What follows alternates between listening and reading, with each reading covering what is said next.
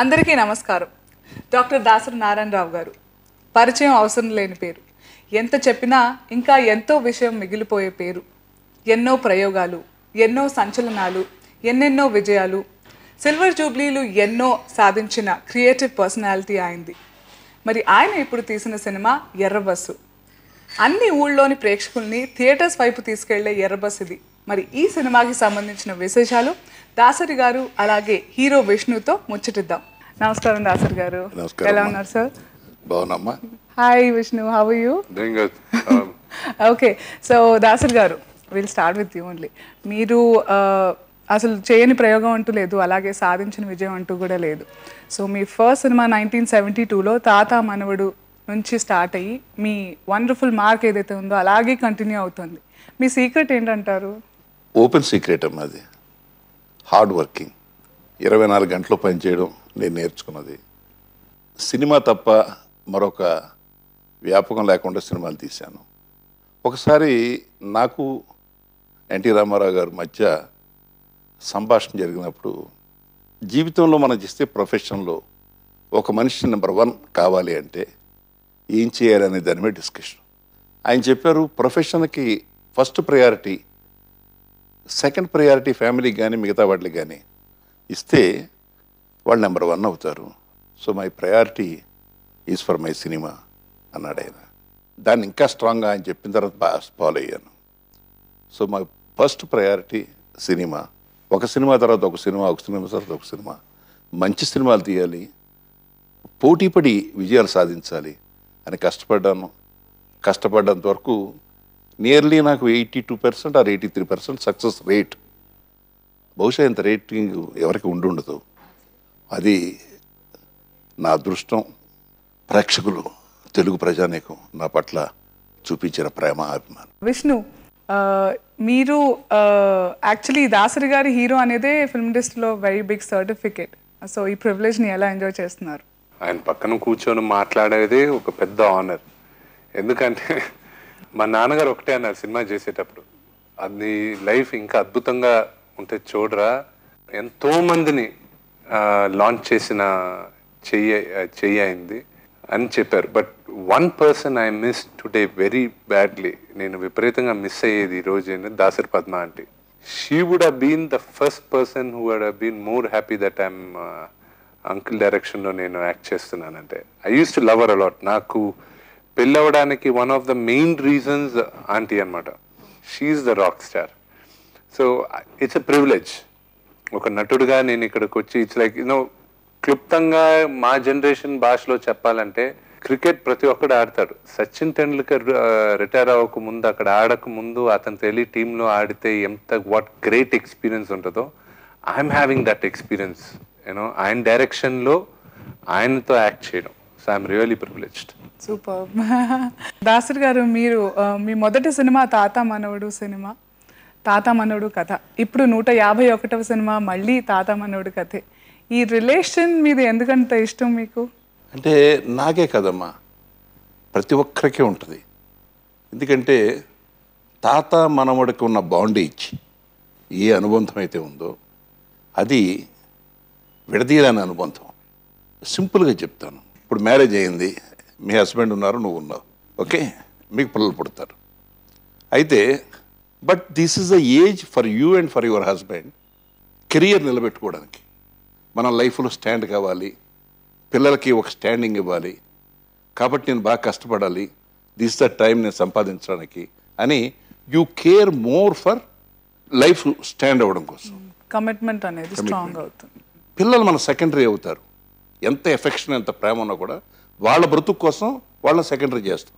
అంచేత తండ్రి దగ్గర, తల్లి దగ్గర పిల్లలు పొందలేని సెంటిమెంటు, అటాచ్మెంటు. ఇంట్లో రిటైర్ అవుతూ ఉంటారే తాత నాన్నమ్మ లేదా అమ్మమ్మ, వాళ్ళకి అటాచ్ అవుతారు. వాళ్ళు తండ్రికి చెప్పడానికి భయపడతారు కొన్ని. కానీ వాళ్ళ దగ్గరకు వచ్చి చాక్లెట్ తింటే చంపేస్తాను అంటావు మీ అబ్బాయినో ఎవరినో, తాత నాకు చాక్లెట్ కావాలి తాత, ఎవరికి చెప్పగరా నేను ఇస్తా అని తీసుకొచ్చిస్తాను. ప్రతి ఇంట్లో ఉంటుంది, ప్రతి ఇంట్లో ప్రతి చోట జరుగుద్ది. సో అంచేత తాత మనవాళ్ళ బంధం అనేది it is a permanent relationship, దాన్ని ఎవరు విడదీయలేరు. అందుకోసమే 43 సంవత్సరాల తర్వాత కూడా we are talking about one film, that is తాత మనవడు. దట్ ఈస్ దాసరి గారు. సినిమాలో ఉన్న ఫీల్ చాలా గొప్పది. ఎక్కడో విలేజ్లో ఉండే ఒక తాతని అమెరికా వెళ్ళి అమెరికాలో సెటిల్ అయిపోవాలనుకునే ఒక మనవడు, నేను అమెరికా వెళ్ళి సెటిల్ అవుతాను కదా, తాతను ఒక 3 నెలల పాటు చాలా హ్యాపీగా ఆయన ఎంజాయ్ చేసేటట్టుగా అన్నీ చూసేటట్టుగా చేద్దామని హైదరాబాద్ సిటీకి రప్పిస్తే పాపం పల్లెటూరాడు, మోతుబరి రైతు, అలాంటి వ్యక్తి ఇంట్లోకి వస్తే ఈ సిటీ ఎన్విరాన్మెంట్లో ఈ జనం మధ్య ఈ టచ్ మీ నాట్ మనుషుల మధ్య తను ఎలా ఉంటాడు, దానివల్ల వచ్చే ఇబ్బందులు ఏంటి, ఆ ఇబ్బందుల్ని ఎలా రిసీవ్ చేసుకున్నాడు. ఐ థింక్ జనరల్గా మన ఇంట్లో పెద్దవాళ్ళు ఎవరైనా గబుక్కుని ఏదైనా పడేశారనుకోండి, బాగా చూసుకుని వెళ్ళొచ్చు కదా అంటాం. అది కూడా తప్పే.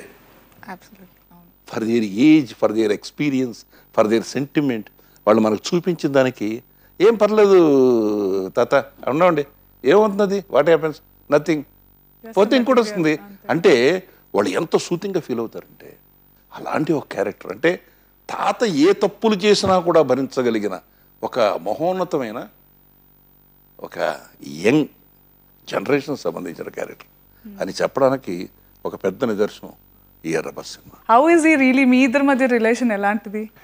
నాకు ఐఎమ్ ద రాంగ్ పర్సన్ మా రిలేషన్షిప్ గురించి చెప్పాలనేది. ఎందుకంటే నేను పుట్టినప్పటి నుంచి అంకుల్ చూశారు, అండ్ ఆయన ముందే మేము పెరిగాము, ఆయన ముందే ఆడుకుంటూ ఉన్నాం.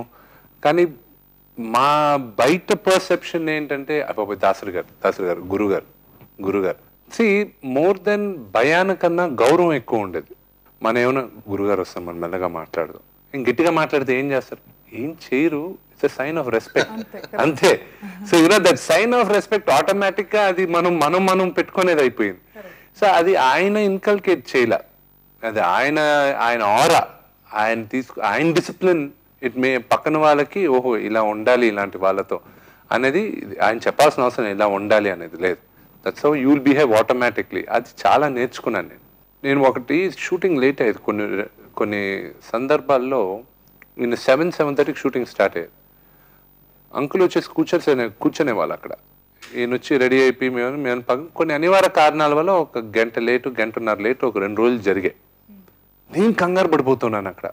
ఏంటి ఆయన వచ్చి కూర్చునే సరే ఇంకా ఏంటి రెడీ అవ్వలేదు, వెనక్కి వెళ్ళి నేను అందరినీ హడావిడి పెట్టేస్తాను. క్యాథరిన్ ఒకరోజు క్యాకులేస్తాను, you can't keep that man waiting, come down అది ఇదని. పక్కన ఇది ఆయన వెయిట్ చేస్తున్నాను, మీరందరూ ఎలాగ ఇది చేస్తున్నారు అది. ఈయన మాత్రం హ్యాపీగా ఆయన కుర్చీలో కూర్చొని ఆయన ఏరా అది ఇది అని. నాకు ఐ వాజ్ సర్ప్రైజ్డ్ అనమాట. కానీ ఆ 1 hour 1.5 hour లేట్ అయింది కూడా ఆ రోజు అనుకున్న టైంకి షూటింగ్ అయిపోయింది. సో హీ హాజ్ నాకు కంట్రోల్ అయింది. వెన్ ఐఎమ్ ఇన్ కంట్రోల్ నేను ఎందుకు టెన్షన్ పడతాను, కంట్రోల్ లేని వాళ్ళు టెన్షన్ పడాలి. కానీ I'm a creative man. That is something నేను ఎక్కువగా నేర్చుకునింది ఈ సినిమాలో. కంగారు పడడం వల్ల జరిగేది ఏమీ ఉండదు. క్లారిటీగా క్రియేటివ్గా ఉంటే you don't have to worry అని. మీరు అన్నట్టుగా నిజంగా చాలా కూల్ గా చెప్పేశారు. ఏదైనా nothing has changed, up to date, nothing has changed. So నేను రామా ఎంత స్మైలింగ్ ఫేస్ అసలు, షీస్ జస్ట్ స్మైలింగ్ అంతే. She is such a doll, very well behaved doll. ఆహా, ఈ డాల్ పేరు ఏంటి చెప్పమ్మా? నీరు. నువ్వు సినిమాలో వచ్చేసావా అప్పుడే? ఏ క్లాస్ చదువుతున్నావు? First standard. ఓకే. మీ సినిమా పేరేంటి? ఎర్రబస్ ఎక్కావా నువ్వు ఎప్పుడన్నా? మమ్మల్ని ఎక్కిస్తావా? అర్రే సరే, తాతయ్య నువ్వు చెప్పిన మాట వింటారు కదా, ఇప్పుడు తాతయ్య కోపం వచ్చిందా? ఎప్పుడు రాలేదా నీ మీద? నేను చెప్పు ఇప్పుడు నీకేమి ఇష్టం? తినడానికి ఏమి ఇష్టం? తాతని తినేస్తావా? ఏమి ఇష్టం తినడానికి? అయ్యో, సచ్ డార్లింగ్ గ్రాండ్ డాటర్. అంతే. ఓకే, తాతయ్యతో ఎక్కడెక్కడ వెళ్తావు షికార్కి? బయటకు తీసుకెళ్తారా? ఎక్కడికైనా బాగా ఇష్టంగా ఎక్కడికి వెళ్తావు? నాకు ఎక్కడికి వెళ్ళబట్టి అక్కడికి వెళ్తా. ఇలాంటి నాకు ఇచ్చేయండి దాసర్ గారు.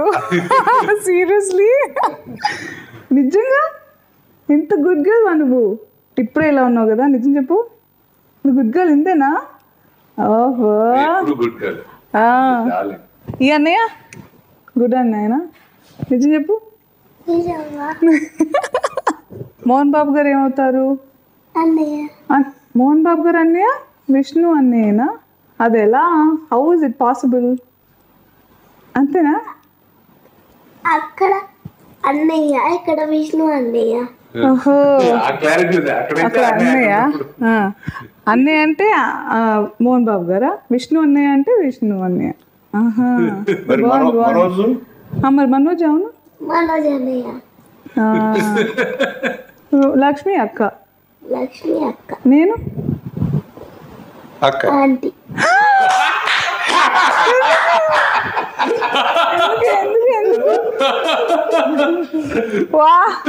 బాగా వచ్చేస్తుంది మీకు. కానీ నా కాన్సన్ట్రేషన్ ఎక్కువ డ్యూయెట్ల మీద ఉంటుంది. ఓహో. ఇవాళకి ఒక లైలా కోసం సాంగ్ రీమిక్స్ చేసుకుని పెట్టుకున్నారంటే నేను ఎంత స్ట్రాంగ్ డ్యూయెట్లో చెప్పండి.